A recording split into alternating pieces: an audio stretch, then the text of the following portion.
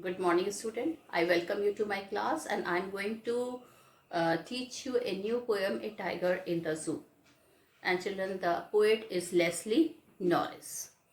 So in this children poem, I will be telling you something about the poet, then about the theme of the poem or the central idea of the poem, then in which style it is written.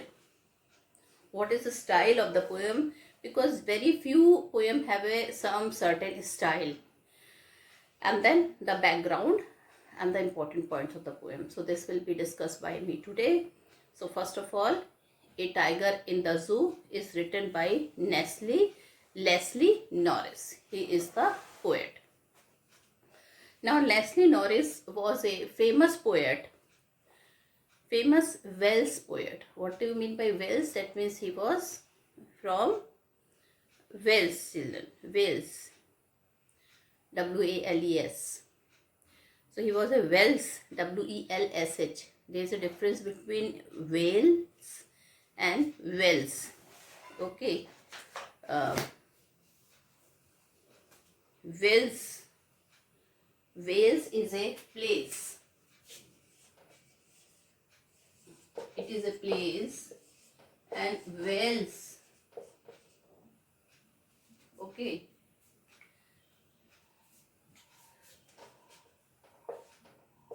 is the citizen of Wales.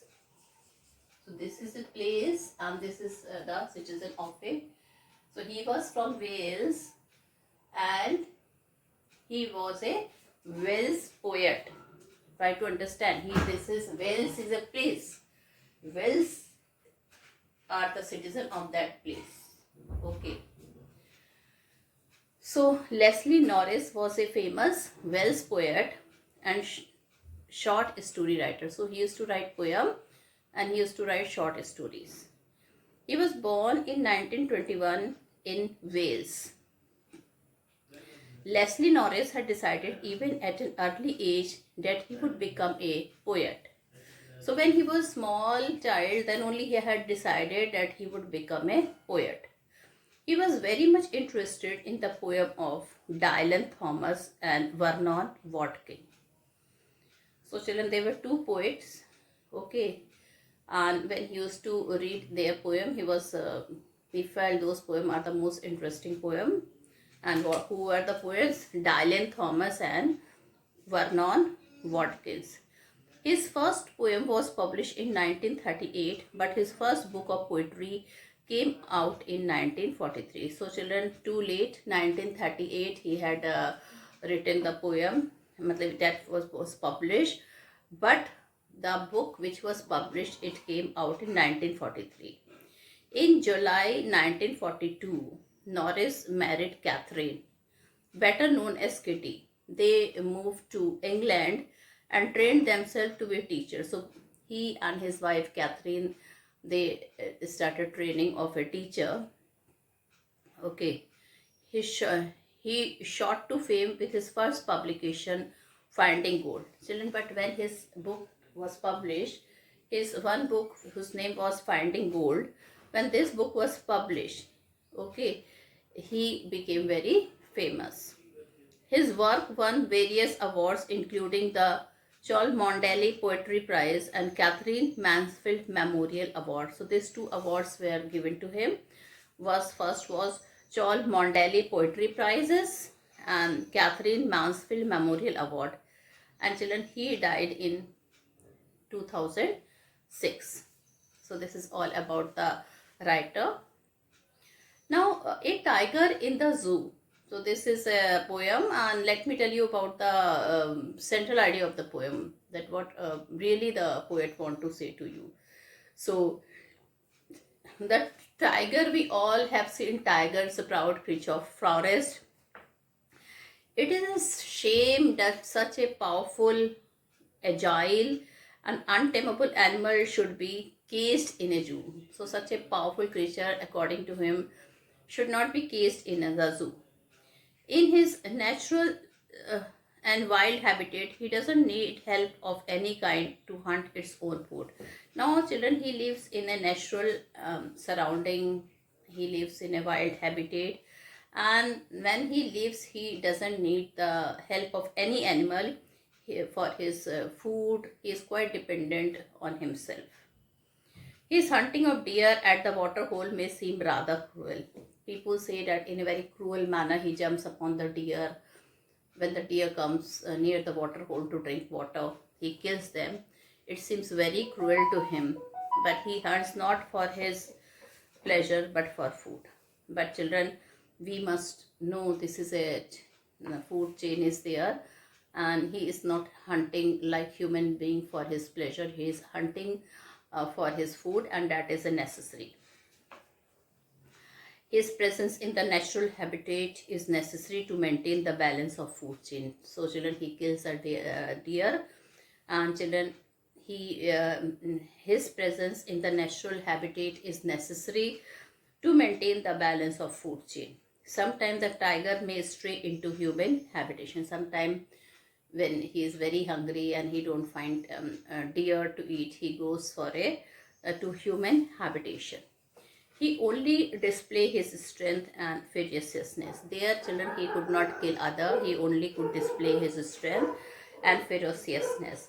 But he doesn't harm anyone till he is provoked. There, and if he is very hungry, then he kill the cattle.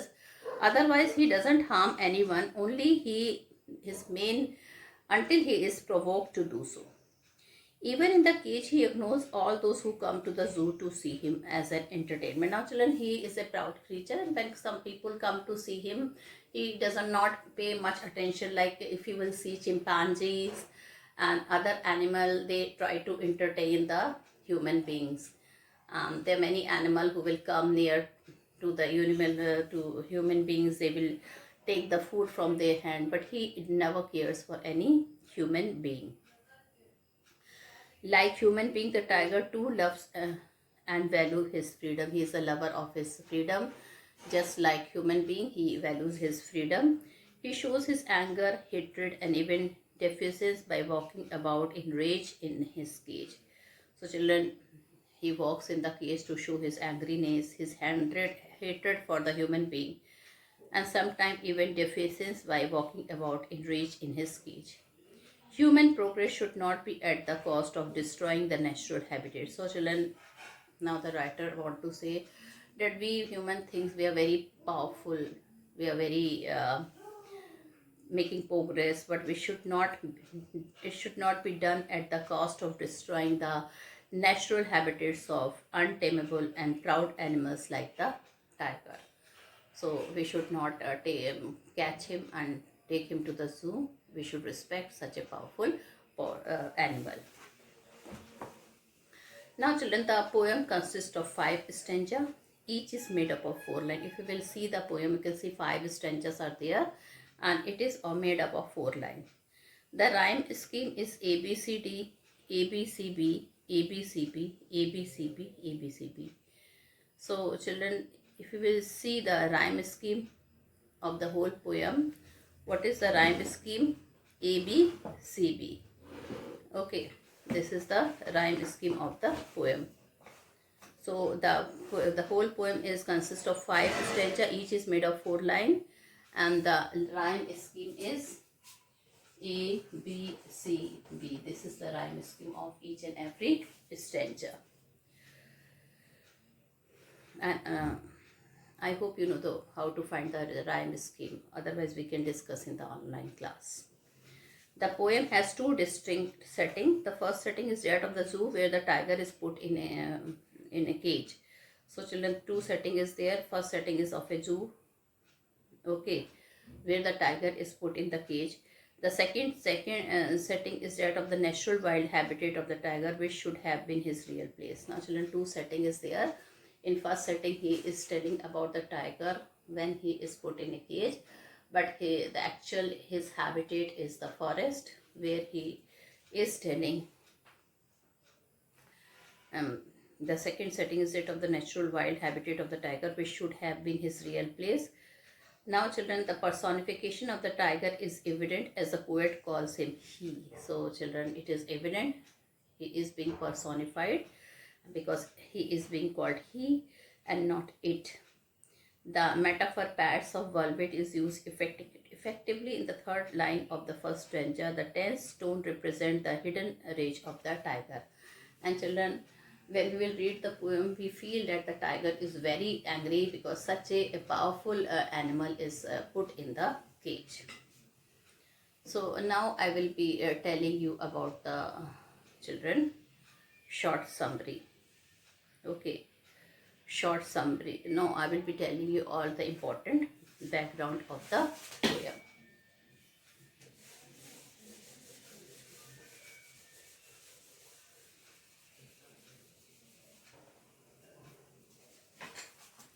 So, walks in quiet rage.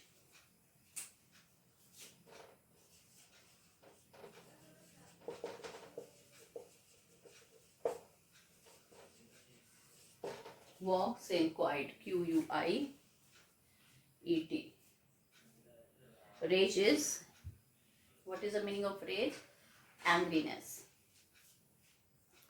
So, the dweller of the forest is forcefully put in a cage. Who is the dweller? Children, the person who lives in the forest. So, who is the dweller here? It is the tiger, not human being. We don't live in the forest. It is the tiger who is the dweller. That means who is living in the forest. Is forcefully put in a cage. The tiger is caged in a zoo. There in his artificial habitat, until he is caged. Now that tiger, he is being caged. That means he has been put in the cage in a zoo, and that is his artificial habitat. Now children, that habitat means where he lives is an artificial habitat. His natural habitat is the forest where he is, from where he is caught. He walks in quiet rage. He is very angry, and children, he is walking angrily. The stripes on his body are very distinct and can be easily seen. Now children, I think you have seen the tiger. Okay, yellow color, royal look with a black stripes on its body. So those stripes on his body are very distinct. That means it is very distinct. Okay, and it can be clearly seen. The stripes are darker in color than the rest of his coat. We all know, children, the stripe of a tiger is a brownish, dark brown, and blackish in color. Okay.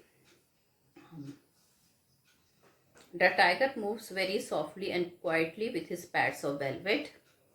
Now children, I will explain you while teaching the poem what is a pads of velvet. Pad is the lower portion of his feet, and it is so soft like the velvet. I will be telling you when I will be teaching you doing the explanation of the poem. But the range of his movement is limited. Children, the range of his movement is very limited. Why? Because he is locked in a particular space. That space is very short.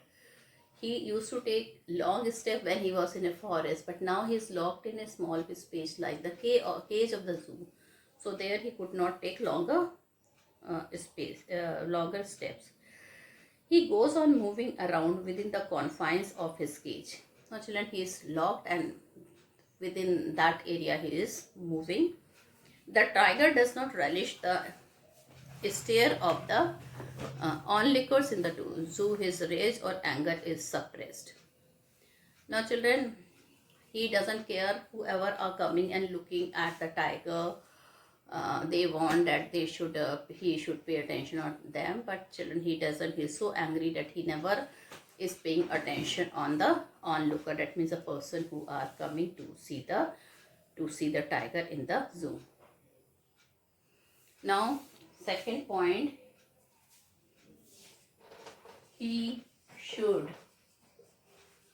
have been in his natural habitat. He should have been in his natural habitat. So in the first stanza, children, it is there that he is a animal of the forest, and he is confined in a limited place, that is a cage in the zoo, and he is very angry. The person who are coming to see him, he is not paying attention to them. Now My second point is that he should have been in his natural habitat.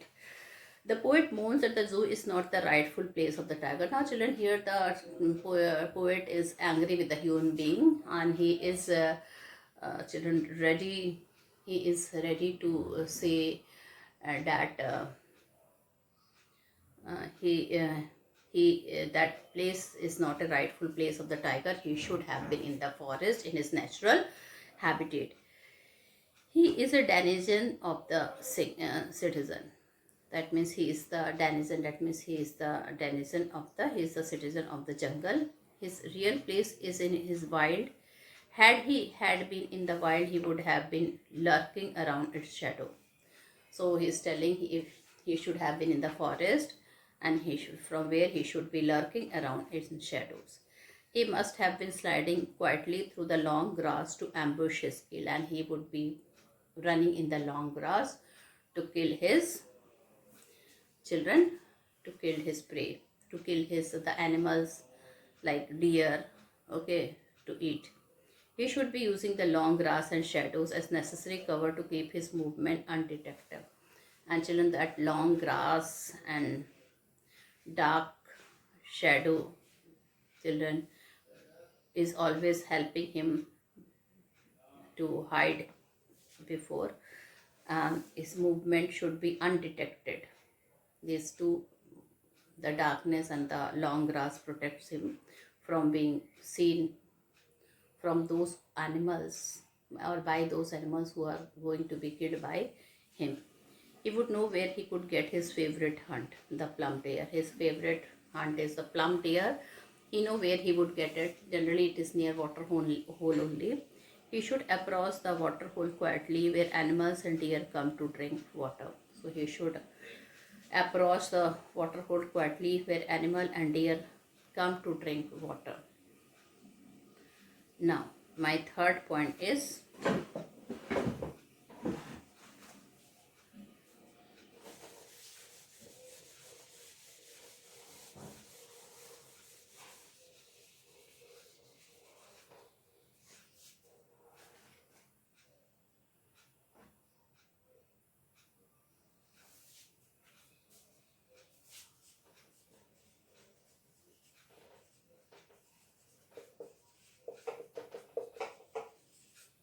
terrorizing the village. Had the tiger been in the forest, sometime he would stray into human settlement. Children, now he is locked in a cage, so the writer is telling if he would have been in the forest, so sometime he would come quietly where the human beings live, near the human settlement. He would stray around for the outskirt of the village, and he would be moving around the outskirt of the village. These human settlements are at the jungle edge. So these human settlements, they are at the jungle edge. On seeing the villager, he would open his long sharp teeth and claws to terrorize the resident. So children, on seeing the villagers, he would open his long sharp teeth and claws to terrorize the resident. Resident means the people who live in the village. But it would be just to show up power and strength to the villager. Children, he don't want to kill the villager. He just want to show his power, okay, and wanted to prove that he is very brave, equally brave than human being. He want to show his strength and power to the villagers. He would have no intention of killing the villager and entering their house. No, he don't want to kill them. The fact is that he only want to show them for his power. He don't want to kill them. He don't want to enter in their houses. The poet tried to say that generally the tiger never attacks till he is highly provoked. He only attacks human being when he is highly provoked or when he feels that they are going to kill him. Killing is not his hobby but only the necessity of his food. Now at the same time, the writer is supporting him. He is telling him killing is not his hobby, but it is, children, necessary of his food. So now Now the fourth point and the fifth point I'm going to write it. So the fourth point is that alas, the tiger is not in his natural habitat. Fourth point, it is sad that the tiger is not in his natural habitat.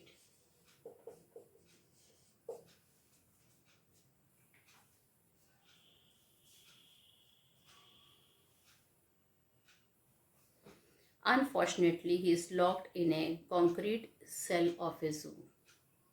So children, it is bad luck that he has been caught, and there is a concrete cell in the zoo, which is known as so-called zoo. His powerful and strong body is of no use to him as he is put behind the bar. Children, he is feeling very helpless. His strength and his powerful body proved to be useless here as he is put behind the bars in the cage of the zoo. His movements have been limited, children. His movements have been limited. He is continuously moving about the length and breadth of his cage. What he is doing, children, he is continuously moving here and there. He is moving. His movement have been limited. He is continuously moving about the length and breadth of the cage.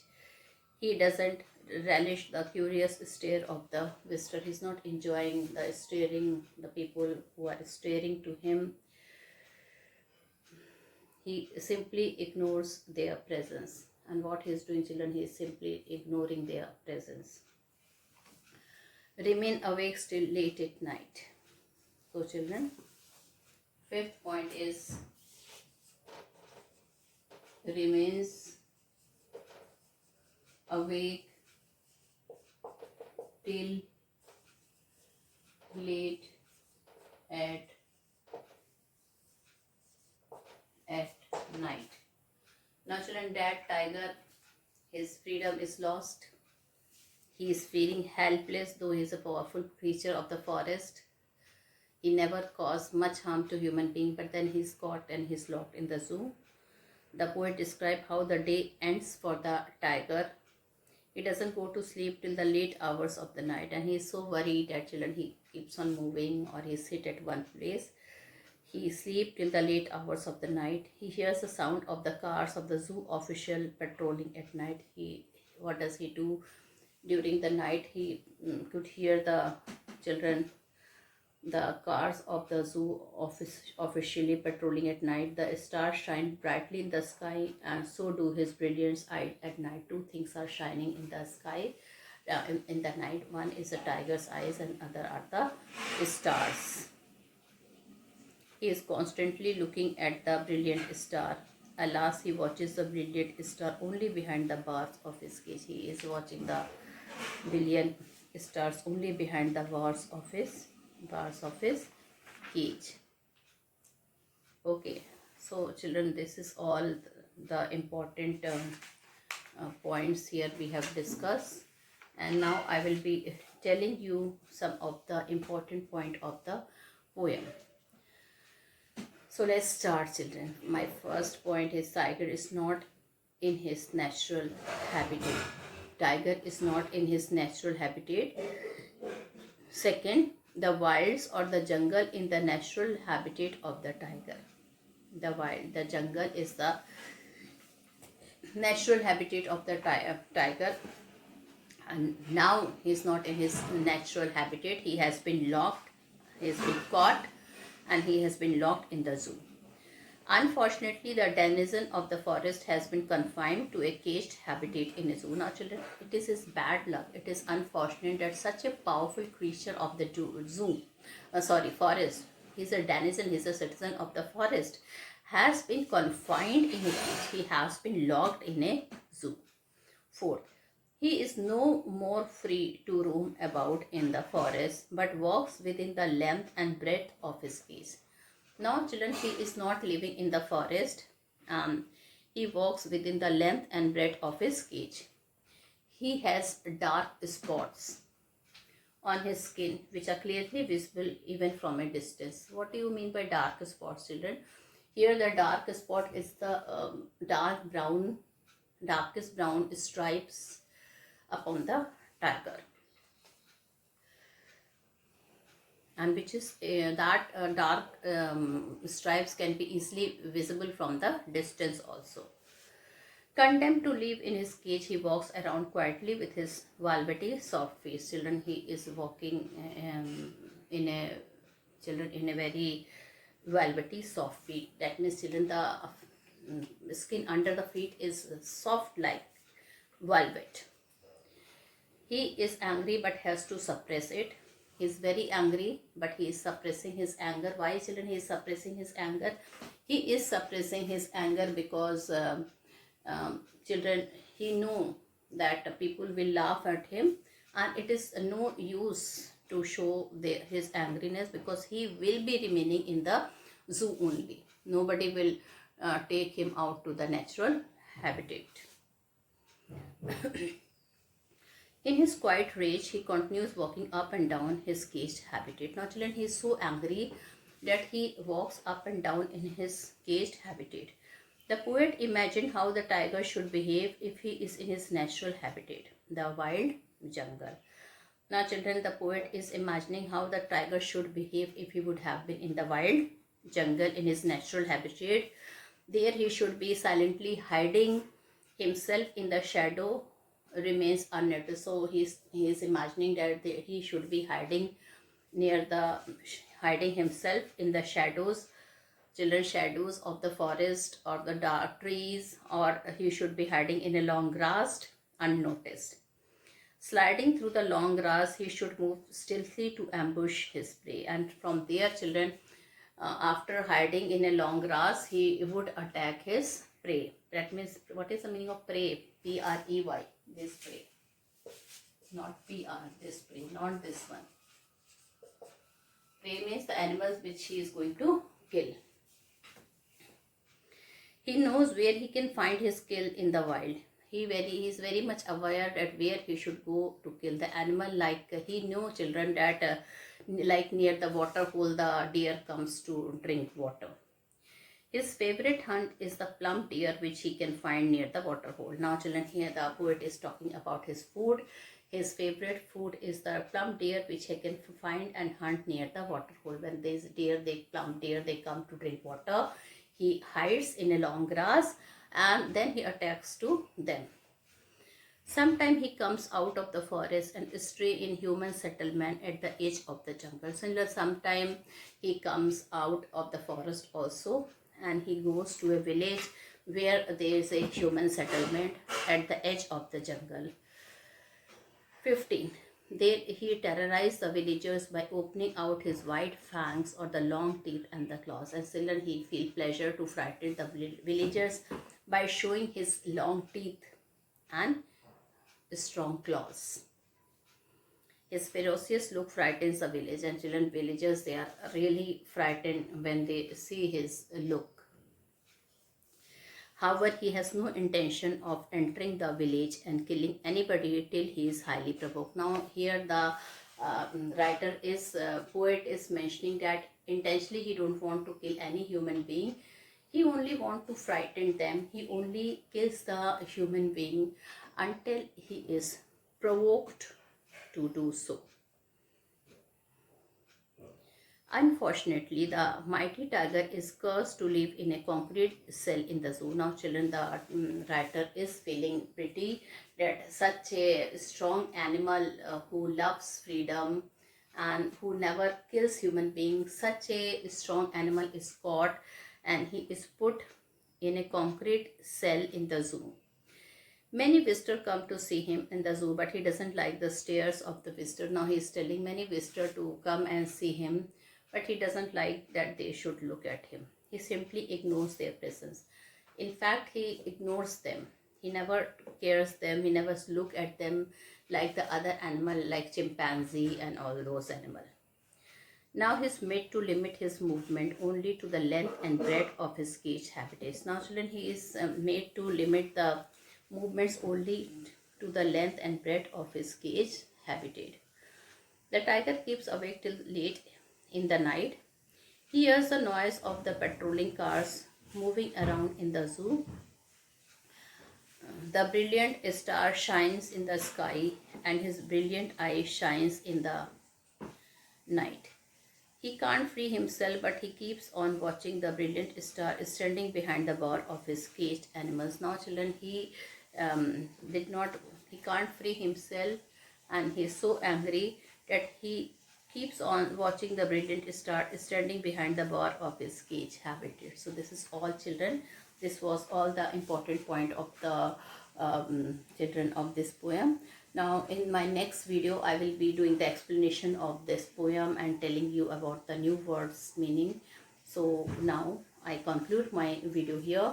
Thank you and have a nice day ahead.